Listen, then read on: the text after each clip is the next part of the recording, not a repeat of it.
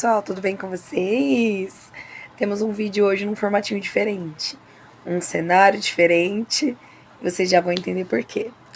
Ao invés do nosso querido Fala Mais, hoje teremos uma conversa, um bate-papo sobre uma entrevista que teve com o Dr. José Salomão no programa Roda Viva, tá?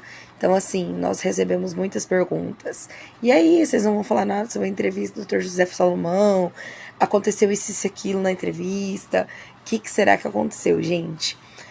Para quem não conhece o Dr. José Salomão, ele é especialista em espectro autista e esteve no Roda Viva falando sobre vários temas polêmicos a respeito do espectro autista, tá? Se você ainda não assistiu essa entrevista, eu vou deixar o link para vocês, que vai lá no YouTube.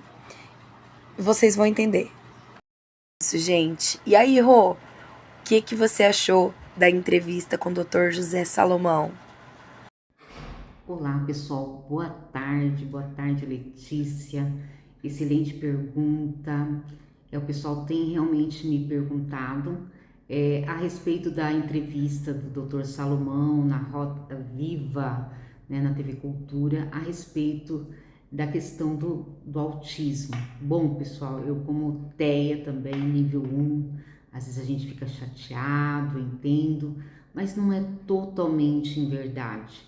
Se a gente parar para analisar com frieza e com clareza, há também muitos diagnósticos assim exacerbados que não fazem com a devida minuciosidade o qual ele requer, né? A gente às vezes pega diagnóstico marcado X que faz imediatamente e não se trata de um diagnóstico assim ligeiramente, se trata de um diagnóstico bem pensado, com uma equipe multidisciplinar, como eu sempre falo para vocês. Não é um diagnóstico fácil, requer prejuízos ao longo da vida daquela pessoa que está sendo investigada.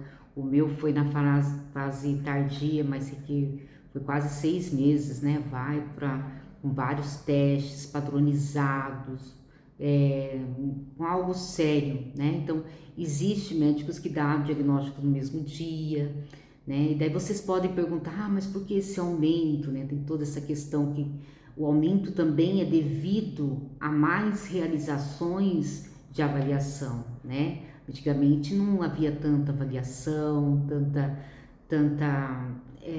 precisão nessas situações. A questão é como estão sendo feitas essas avaliações, né? Lógico que a gente não pode minimizar, que aí eu discordo do doutor, a questão do TEA de suporte, porque só a gente que tem TEA de suporte, que gasta lá quase 1.000 e poucos reais de medicação, que vem acometendo com outros transtornos, porque como eu bem falo para vocês, o TEA nunca vem sozinho, né? Sempre vem acompanhado de depressão, de ansiedade, de tantas outras coisas.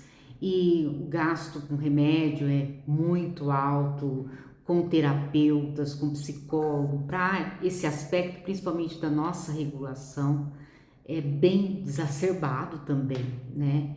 E não é, como colocar uma fábrica de diagnósticos. Existem sim, como em todas as áreas, profissionais e profissionais, né? Só que não dá para subjugar todos os aspectos das avaliações, isso seria muito injusto, porque a gente sabe esse prejuízo ao longo da vida, sabe o que acarreta. Quem pegar uma ressonância minha, por exemplo, vai ver o tanto de comprometimento. Então não é bem assim, esse aspecto assim, eu não posso generalizar, né? Mas eu também não posso dizer que não aconteça esse tipo de diagnóstico, infelizmente, né? Porque a coisa deve acontecer de forma séria e com responsabilidade. Não adianta a gente fazer avaliações correntes, tem avaliações de padrão ouro, ADOS, o ADR, né, ADIR, e tantas outras avaliações para se constatar nessas observações em todos os blocos. Então a gente precisa estar bem ciente, consciente das nossas ações, né? Não fazer a coisa de qualquer forma, fazer a coisa com responsabilidade, né? A avaliação deve ser executada pela equipe multidisciplinar e deve ser feita com responsabilidade. Agora, não é fácil. A questão primordial de toda investigação é o prejuízo que acontece na vida do indivíduo que é TEA, né? O prejuízo às vezes na comunicação, prejuízo na organização do pensamento, né? Prejuízo em tantos os outros quesitos que vem às vezes com TDAH, como eu também, que pega a bolsa, esquece a bolsa.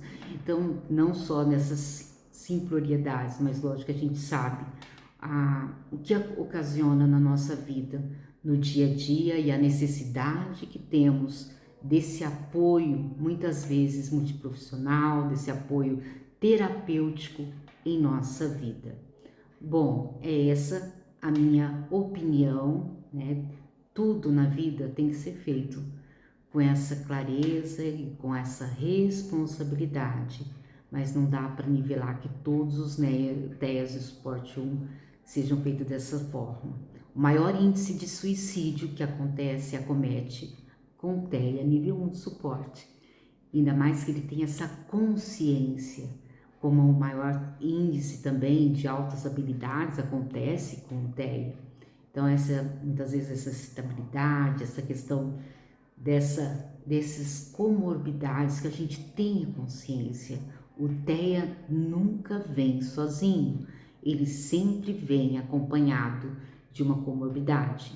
E essa comorbidade traz muito prejuízos ao longo da nossa vida.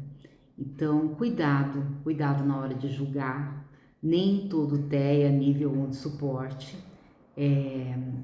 não tem os prejuízos, né? Então a gente tem que e cuidado também na hora de avaliar, né? Então quem dá o diagnóstico é o médico, né? É o profissional, é o neurologista, é o psiquiatra, entre outros, mas a responsabilidade deve acontecer com todas as áreas. É isso que eu penso, é essa minha opinião. Então a gente tem que ter sempre cautela em tudo que acontece na mídia, na entrevista.